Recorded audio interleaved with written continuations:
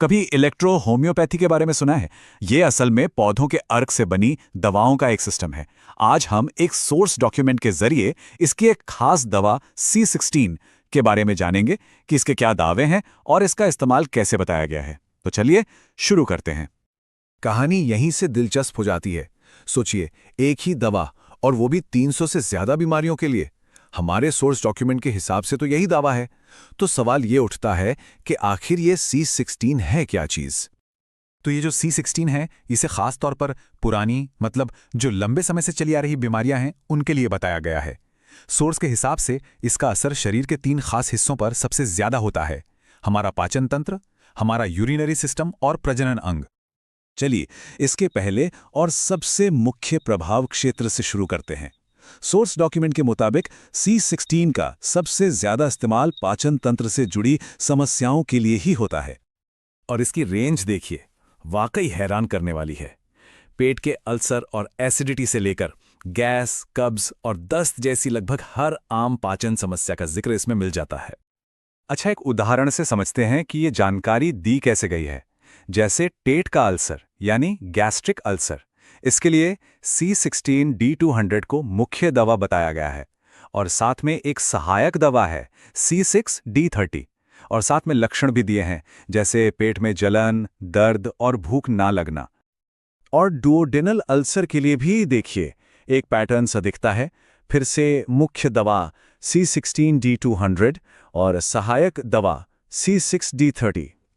तो ऐसा लगता है कि कुछ अल्सर के मामलों में ये कॉम्बिनेशन तय है। अब आते हैं इसके दूसरे बड़े एरिया पर, हमारा यूरिनरी सिस्टम। पाचन तंत्र के बाद सोर्स डॉक्यूमेंट में इस पर भी काफी जोर दिया गया है और यहां भी इसका दायरा काफी बड़ा है। मतलब पेशाब में जलन या दर्द से लेकर यूरिन में खून या पस आने तक, और यहां तक कि UTI यानी यूरिनरी ट्रैक्ट इन्फेक्शन जैसी कंडीशन के लिए भी C16 का जिक्र मिलता है। अब पेशाब में जलन का उदाहरण देखिए। यहां पर एक बदलाव है। मुख्य दवा तो C16 D30 ही है, लेकिन जो सहायक दवा है वो बदलकर A2 D12 हो गई है। तो इससे ये बात साफ होती है कि मुख्य दवा भले ही C16 रहे, लेकिन सपोर्टिंग दवाएं बीमारी के हिसाब से बदल जाती हैं। अच्छा, जब हम पाचन तंत्र की बात करते हैं तो वो सिर्फ पेट तक सीमित नहीं है। इसकी शुरुआत तो मुंह से ही हो जाती है और सोर्स के मुताबिक C16 का असर मुंह, जीभ और गले की समस्याओं पर भी होता है। इसमें देखिए, मुंह और जीभ के छाले, मसूड़ों में सूजन, इन सब के लिए C16 को एक ऑप्शन की तरह बताया गया है। जैसे मसूड़ों में सूजन, जिसे जिंजवाइटिस भी कहते हैं, यहां मुख्य दवा है C16 D30 और सहायक दवा A1 D12।